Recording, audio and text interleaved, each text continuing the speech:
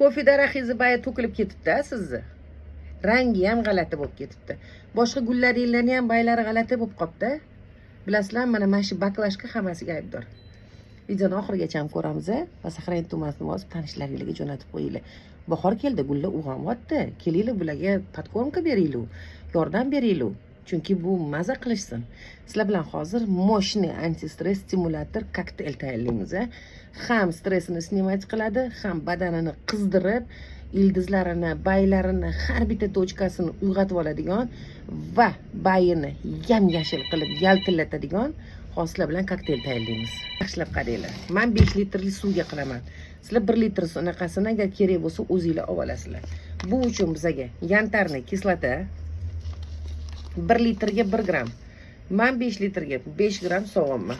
Baklashkamni ochib olaman. Tak, soldim. Endi buni yaxshilab oldin aralashtirib olamiz. Keyingisi nima deb o'ylaysizlar? Sulfat magniy. Eng yaxshi ko'rgan dorilarimdan bittasi. Buni ham 5 gram olamiz. 1 litrga 1 gram solasizlar. Aralashtirdik. Yopdik. Yaxshilab aralashtiringlar. Bir 5 minutcha tursa, o'zi zo'r qorishib ketadi. Tak. Kofeingiz bormi, boshqangiz bormi, hammasini ildiziga berasizlar va ustidan sepasizlar. Tak, yantarniy kislota stimulyatsiyasini, ildizlarni stresslardan nima qiladi, uyg'otadi. Hammasini zo'r rivojlanishiga olib keladi, bitta qizdirib oladi.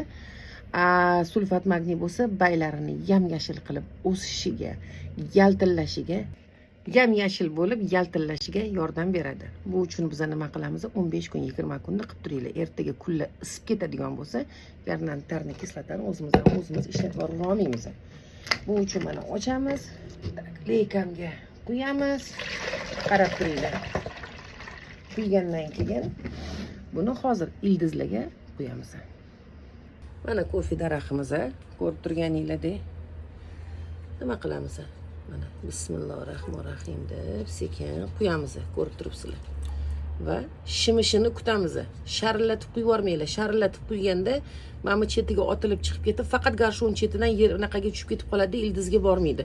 Shuni hisobidan keyin anaqa suv ichmagandan keyin chanqash hosil bo'ladi-da. Yo'q, men suv quyuvdim deysizlar keyin. Mana kutamiz shimishini. Ko'ryapsizlar? Mana. Endi qaranglar, hozir 1 tonna quyganimda nima bo'ladi? Mana. Mana qaranglar.